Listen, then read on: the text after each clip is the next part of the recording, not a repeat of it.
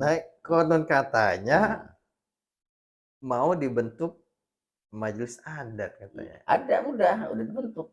Udah Itu ada ya? udah ada. Makanya tuh kan yang sekarang panggilannya tuh kalau dia sebagai kepala ya, kepala adat atau ketua adat lah gitu. Mhm. Sekarang gelarnya itu datuk gitu. Itu datuk dari mana itu dapatnya? Yang saya Nah, tahu mah nah, Datu bukan Betawi bukan itu. Betawi ya? Iya, kan Betawi ini ya, Mhm, Betawi itu suku suku merdeka. gitu. Kenapa merdeka? Betawi itu suku nggak punya raja. Nggak benar aja. Iya, Nah, nggak ada raja Betawi itu nggak ada. kalau yang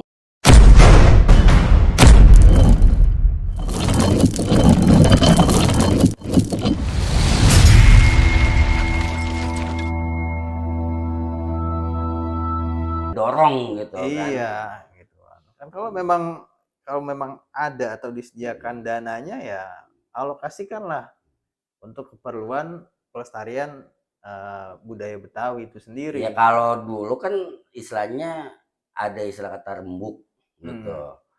Ya kalau secara ini kekeluargaan, wah lo mau ada hajatan, yaudah ntar gue yang nyumbang tampilan ini kan gitu mhm. misalnya gitu. Nah itu sepertinya kalau yang kayak gitu tuh udah nggak ada tuh Oh, gitu. udah nggak ada kayak gitu Iya, mah. yang Gitu. yang dia mau bandarin kalau kita kata Iya, tokenya udah nggak ada nggak itu, ada gitu. Nah jarang. seharusnya kan tetap ada. Kalau Seharusnya. bicara di sini kita ormas banyak, ya kan? Mhm. Ormas ya katakanlah sebutlah Nah ada nah sekarang nih uh, muncul lagi nih istilah uh, baru, ada Betawi struktural, ada Betawi kultural. oh begitu. Ada lagi Pakai tuh. ada struktural dan kultural. Iya, Nah kira-kira apalagi yang yang dominan mana nih? Struktural apa yang kultural? apalagi kalau kita Nah, lihat informasi ya di iya. medsos, Uh. ada yang berantem ini. Oh gitu. Oh Iya, ya. yang struktural lagi rame tuh. Iya iya iya. Itu muncul di komentar ada yang ngaku, oh saya mah Betawi kultural bukan struktural. Gitu. Itu yang penting pada akur. Hmm, Nah ini muncul lagi nih, ya itulah yang ya. dikatakan budaya gitu. Ya sebab kalau kita bicara budaya, kadang orang apa namanya membicarakan budaya itu eh, dalam artian yang tidak boleh dirubah itu Heeh. stagnan gitu. Iya. Padahal kalau kita bicara budaya, budaya itu tidak jumut kalau menurut saya. Dan itu bisa berkembang, Berkembang. berinovasi. Contoh misalnya kayak batik. Mhm. Kalau dulu kan yang kita tahu tuh kain batik buat sarung kan. Iya. Iya Cuman buat kan gendong iya buat gitu. gendong, buat sarung. Tapi setelah ada inovasi, hari ini kan batik bisa jadi pakaian yang Baju elegan, baju yang formal bagus, gitu kan. baju formal, bahkan bisa dibuat pakai jas. Ini kan salah satu bentuk inovasi Iya. namun tetap menjaga substansinya. Heeh. Gitu. Nah, yang dikatakan dengan majelis adat Betawi itu. Berat Itu ini. sebenarnya ada nggak sih majelis adat ini? Berat Hah? ini. Berarti di mana? Hmm. Ya kalau bicara majelis adat, katanya Ah, ada ah. gitu loh. Ada majelis adat Ya Betawi. memang ada kan. Iya, Dan ada. itu eh, ya disosialisasikan. Gitu. Seharusnya. Hmm. Cuma kan ini kan kalau kita bicara Betawi kan kita merujuk ke Bamus ya. Hmm. Ada namanya Bamus Subadan Musyawarah Betawi. Betawi. Jadi yang kita tahu Bamus itu menaungi beberapa ormas lah. Kalau nggak salah tuh ada sekian ratus berapa gitu. Ya masalahnya kan bagus ada dua. Ada dua ya? Dia mau pakai yang mana ini? Ada dua. Hah? Bamusnya ada Iya. dua ya. Hah? Jangan-jangan yang satu struktural, yang satu kultural, bagaimana? Gitu. Ya kalau kita lihat Hah? mah struktural dua-duanya itu. Dua-duanya struktural gitu ya. Nah, konon katanya Hmm. mau dibentuk majelis adat katanya. Ada, udah dibentuk. Udah Gitu. ada ya? Udah ada. Makanya tuh kan yang sekarang panggilannya tuh kalau dia sebagai kepala ya, kepala adat atau ketua adat lah gitu. Hmm. Sekarang gelarnya itu datuk gitu. Itu datuk dari mana itu dapatnya? Yang saya tahu mah Nah, Datu bukan Betawi bukan itu. Betawi ya. Iya. kan Betawi ini ya, Mhm, Betawi itu suku suku merdeka. gitu. Kenapa merdeka? Betawi itu suku nggak punya raja. Nggak bener aja. Iya, Nah, nggak ada raja Betawi itu nggak ada. kalau yang, eee, Raja Jayakarta itu raja bukan? Bukan, Bukan. bukan. Itu Dia bukan sebutnya apa raja. itu? Kalau raja itu kan dia Mmm, apa monarki ya. heeh, Dia ya dipimpin oleh satu orang kemudian mhm, turun-temurun yang disebut dengan trah. iya, Kan nggak ada trah nggak ada ya? Betawi apa istilahnya kan kalau di keraton, di kasepuhan itu kan ada ya. Kalau Betawi kan nggak ada. Mhm. Itu. Jadi kalau Betawi ngaku-ngaku raja Betawi ya saya Mhm. bingung juga tuh dari mana rajanya. Gitu ya. Jadi Ada di Raja Biong. itu Hah? dia. Hah? Kalau Biong banyak itu. Kalau kalau di Ya. Benyamin dulu kan ada raja copet. Gitu. Jadi majelis adat ini fungsinya apa dong kalau gitu? Ya seharusnya majelis adat ya kan kalau pada umumnya kan Heeh, kita tahu majelis adat sebagai tetua adat, sebagai iya, orang-orang bijak gitu kan. heeh. Yang fokusnya apa namanya, memberikan edukasi, kemudian memberikan masukan ke ya tetua adat lah gitu kan. Ya kan gini, Bang Tony kan, praktisi hukum, ya Mhm, kan, gitu. Ya katakanlah kan namanya, paham betul lah ya kan, Indonesia ini kita menganut beberapa hukum. Ya salah mhm, satunya yang berlaku itu adalah hukum adat. mhm, Nah, ketika kita, misalkan mana tuh ke Papua, mhm. ya kan, ke Toraja, ke mana, Sumatera Sumatera Barat, Barat itu. Riau. Nah, itu kan berlaku tuh hukum adat dan diberlakukan tetap masih. Mhm. Nah, ini kalau kalau menurut Bang Tony ini, kita orang Betawi berlaku nggak sih ada hukum adat itu? Kalau secara undang-undang itu yang saya tahu ada undang-undang, ada Pergub ya, Mhm, Pergub Pelestarian Kebudayaan Betawi. iya, Udah jadi Perda kalau nggak salah itu. mhm, Dan seharusnya Jakarta atau Betawi itu punya mhm. punya otonomi daerah, bukan Karena sudah, menyatakan bahwa Betawi itu adalah bagian daripada suku, suku iya, bangsa dan gitu. itu pun dijamin oleh Undang-Undang Dasar Iya, 1945, pasal 18B kalau saya nggak salah itu. Jelas di situ diatur bahwa, negara itu mengakui adanya, eee, budaya, mhm, gitu. Seharusnya, eee, majelis adat ya, iya, ya mereka tuh membuat pemangku kebijakan lah soal adat di tanah Betawi, mhm, gitu loh. Mereka yang menerapkan itu, ya. Konon kalau kita ke Papua, saya pernah dengar cerita itu kan misalnya ada yang belum lama lah kasus heeh, ini kan, iya, ada public figure dia mendapatkan hukuman adat dari Tanah Toraja itu heeh, kan. Sedangkan hari ini Betawi ya hanya sebatas suku aja gitu iya, loh. Dan bahkan hari ini banyak juga ya orang yang menggunakan apa dialek Betawi atau hal-hal yang bersifat Betawi lah iya. kemudian menjadi hal yang komersil gitu kan. Bajunya Betawi Iya, sehari-harinya ya kan, gitu. bahkan kalau saya nggak salah denger itu Bang Mandra tuh pernah komplain katanya, Gimana "Apaan tuh? ulang Heeh. tahun Jakarta yang orang Betawi yang nggak diundang," gitu ya. Ya kalau kita mah emang kagak pernah ngikutin, karena emang merasa nggak pernah diundang saya mah, gitu. Gitu. Gitu. Ya saya emang yang namanya perayaan Betawi sebagai keluarga besar kita adalah orang Betawi gitu, Hmm. ya kan. Saya kan keluarga besar saya nih ada di Cilandak tuh ya kan, Hmm. mulai Cilandak Timur, Cilandak Barat, Pondok Labu, Lebak Bulus, Gandaria Selatan, itu keluarga besar semua tuh. Ya Hmm. artinya kita kalau ngerayain itu ya, ya kita kumpul aja gitu, Guyup. guyup Iya. gitu. Ngapain kita ngikut-ngikutin yang di sono gitu, kagak jelas kan gitu. Gitu. Ya paling kagak gini, kalau mau ngerayain gitu kan, ya apa sih namanya, adat istiadat Iya. gitu kan. Ya paling kagak kan apa itu ada selamatan bumi palingan Hmm. gitu ya.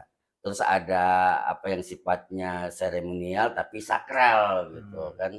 Ya mungkin kayak semacam besanan, itu kan masih berlaku tuh. Gitu. Hmm. Nah kalau daripada dirayain yang sifatnya event, itu kita belum paham itu. Yang Hmm. dimaksud dengan pelestarian budaya itu.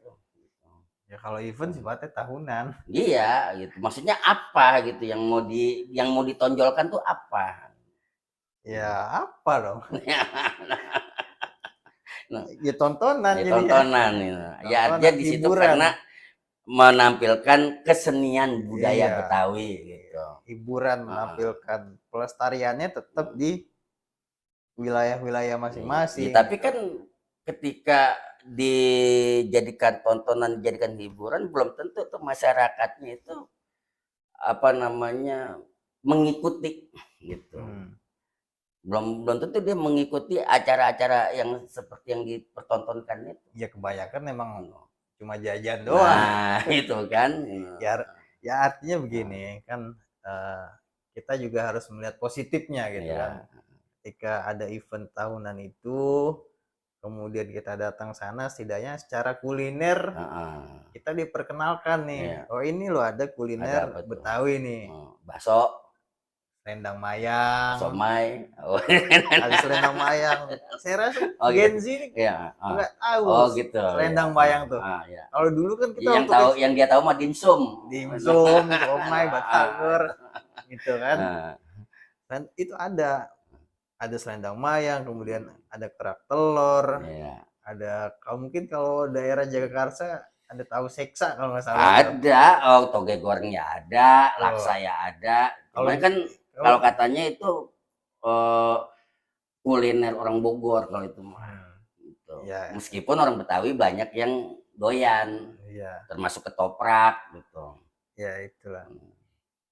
Itu makanya dari segi positifnya sih ada. Jadi akhirnya memperkenalkan. Cuma untuk pelestariannya itu nggak mungkin di dalam satu event itu Iya. gitu loh. Tetap di beberapa pinggiran di sanggar-sanggar masing-masing lah gitu. Nah, inilah yang seharusnya dibina, dirawat karena inilah basis untuk pelestarian budaya Betawi. Iya. Gitu. Ngomong-ngomong, Mandek.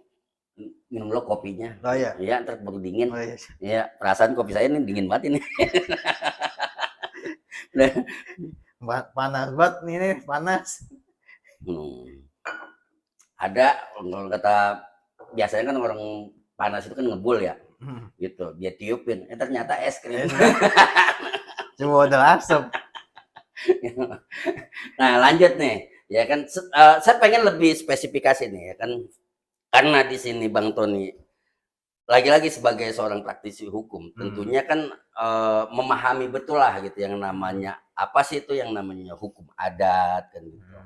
Nah, biasanya di dalam hukum adat itu ada yang dinamakan dengan hak ulayat gitu. Nah, kira-kira pandangan Bang Tony itu seperti apa?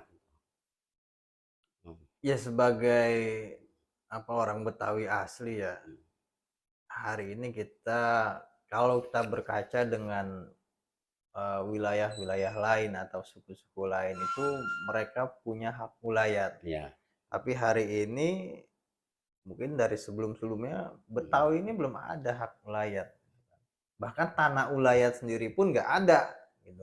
Di mana tanah ulayat tuh? Sebetulnya kan tanah ulayat itu bukan seperti dia itu ya dia tersertifikasi atau dia mendapat pengakuan enggak karena yang namanya ulayat itu adalah tanah yang diduduki gitu masyarakat awalnya di situ ada dan dia turun secara turun temurun dan dia memberlakukan hukum adat karena di situ menjadi hak ulayat gitu. Iya. Cuma faktanya hari ini kan nggak ada. Nah makanya para pemangku kepentingan ini harusnya memperjuangkan soal hukum Iya, adat dan ulayat di mana di masyarakat situ Betawi ada gitu. keluarga besar gitu, yang dia masih notabene-nya ini asli lah orang situ gitu. Nah itu bisa dijadikan ulayat gitu. Hmm. Karena yang membuat aturan adat itu ya kekerabatan mereka gitu. Iya, cuma kan kalau kita bicara hukum itu kan harus karena negara kita ini kan penganut Rechtsstaat, Ya. harus tertulis gitu loh. Mm-mm. Artinya harus dikodifikasi, dibuat Hmm. kodifikasi bahwa Betawi ini ada hukum adatnya Ya. gitu loh. Cuma hari ini yang belum ada gitu loh. Tapi secara Secara hukum tradisi adat, ada. secara tradisi Hmm. ada, oke secara tradisi ada, tapi secara kodifikasi hukumnya kan kalau kita ke wilayah lain itu kan jelas. Ini berdasarkan hukum adat Toraja misalnya. Hmm. Seseorang yang berbuat begini misalnya melanggar maka hukumannya Ya. ini gitu kan. Sekarang di Betawi nggak ada. Ya memang problemnya itu karena di Jakarta ini tanah-tanah orang Betawi itu bersurat sehingga itu menjadi hak milik Nah itu gitu. ya artinya kalau kita bicara soal status tanah ya kita nggak bisa lepas dari undang-undang agraria gitu Iya. kan. Karena Betawi, tanah Betawi ini juga kan tanah apa namanya? Tanah perjuangan Nah, gitu kan. sekarang begini, Beda dengan kira-kira wilayah yang lain. tanah itu dasarnya itu punya negara apa punya masyarakat adat?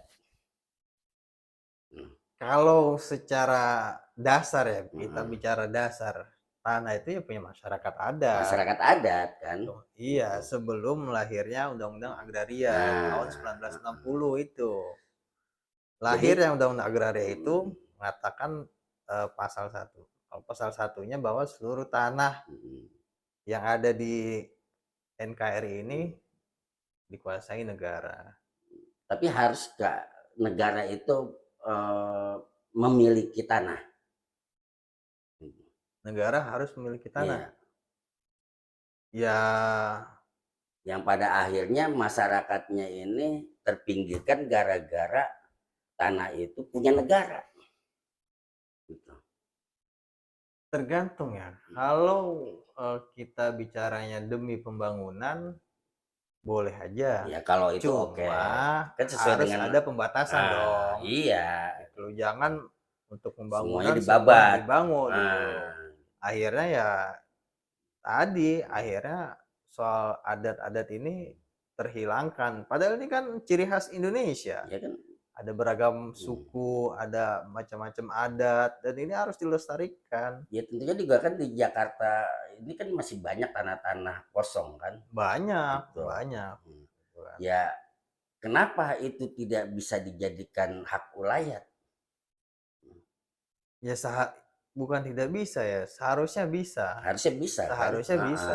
Itu kan gimana pemangku kepentingan sendiri. Nah itu yang harus kita Kita kan rakyat biasa, tegasin ya kan. gitu kan. Ya ini bukan persoalan bukan rakyat biasa. Iya, kita hanya Ini menjadi bersuara. apa namanya tanggung jawab negara juga agar masyarakat adat itu tetap ada dan lestari Seharusnya seperti kan itu. gitu. Itu kan juga amanah Undang-Undang Dasar, Heeh. gitu loh. Sekarang begini, kalau ya maaf ya kita bukan bicara rasis, kan ini fakta Enggak. sosial kan ketika katakanlah orang Jawa masih dikatakan punya kampung, ya Hmm. kan? Orang Sunda masih punya kampung, Hmm. kan gitu. Orang Sumatera masih punya kampung. Nah sekarang orang Betawi kampungnya di mana? Saya tanya. Nah, Nggak ada. nah itu dia problem kan. Nggak ada. Mestinya kan harus dia punya kampung. Seharusnya. Ketika dia merantau, Iya. misalkan, ya kan, yang ke luar negeri Iya. gitu, ya kan, dia di sono beranak pianak, kan gitu. Terus dia ingin kembali ke kampung halamannya. Nah itu kemana dia? Gitu. Jakarta. Di Jakarta Kota. kan udah nggak punya tanah dia, gitu. Bukan kalau soal tanah ya, Nah, ini kan kita bicaranya kampung. iya kampung, artinya gini, orang bisa dikatakan pulang ke kampung halaman. Gitu. Ya iya, artinya pulang ke kampung halaman itu dalam arti pulang ke tanah kelahiran. Iya, terus bagaimana orang yang udah nggak punya tanah gitu. Ya nggak usah pulang. Itu kan jadi problem kan. Nah, Iya, mestinya negara eh, artinya bisalah memberikan satu seharusnya negara keistimewaan bahwa Jakarta untuk peruntukan orang Betawi ini ada tanah untuk orang pulang kampung ya seharusnya gitu. ada itu. Cuma hari ini kan kita dilemanya orang Betawi itu kan karena tinggal di Jakarta, Jakarta difokuskan apa sebagai kota bisnis lah, Hmm.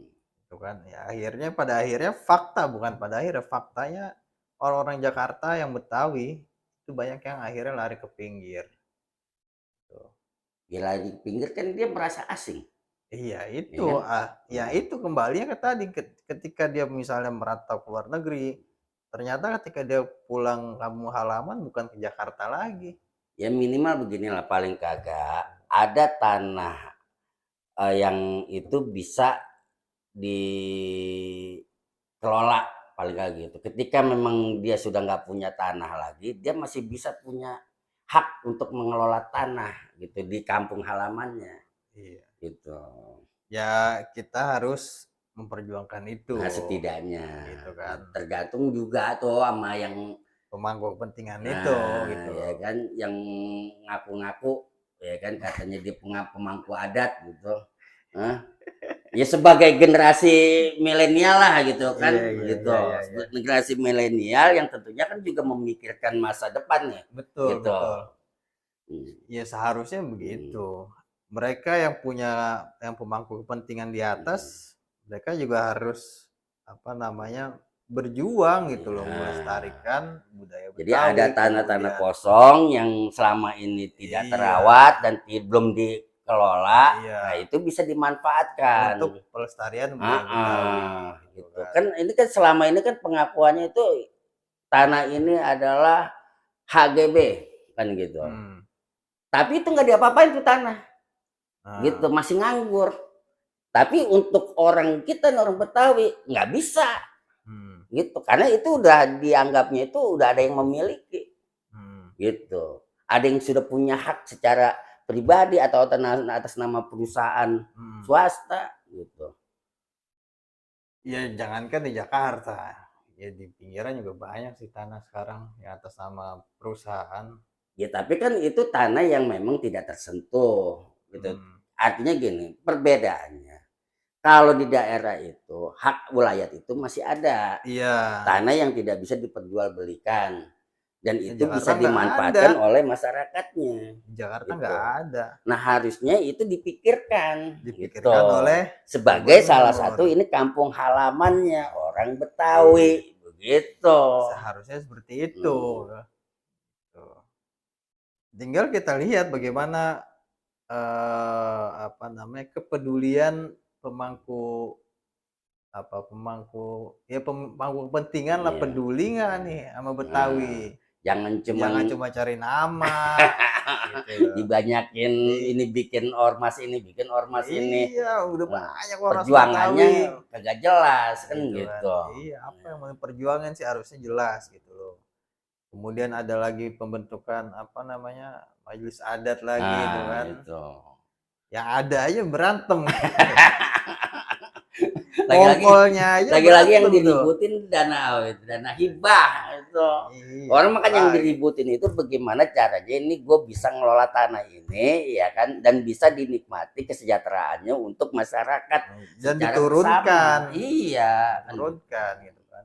Harusnya kan mereka itu ya berpikirnya begini kan ada kalau dulu kita belajar di pesantren tuh ada tuh satu Hmm. satu istilah yang menarik menurut saya. Apa tuh? Ada kata-kata gini, kot gorosa man koblana, Hmm. fa'akalna, anak risunahnu liyakula mamba'dana. Hmm. Ya Iya kan? iya iya iya. Ada kakek-kakek dia nanam pohon, kemudian ditanya, buat Hmm. apa kek nanam pohon?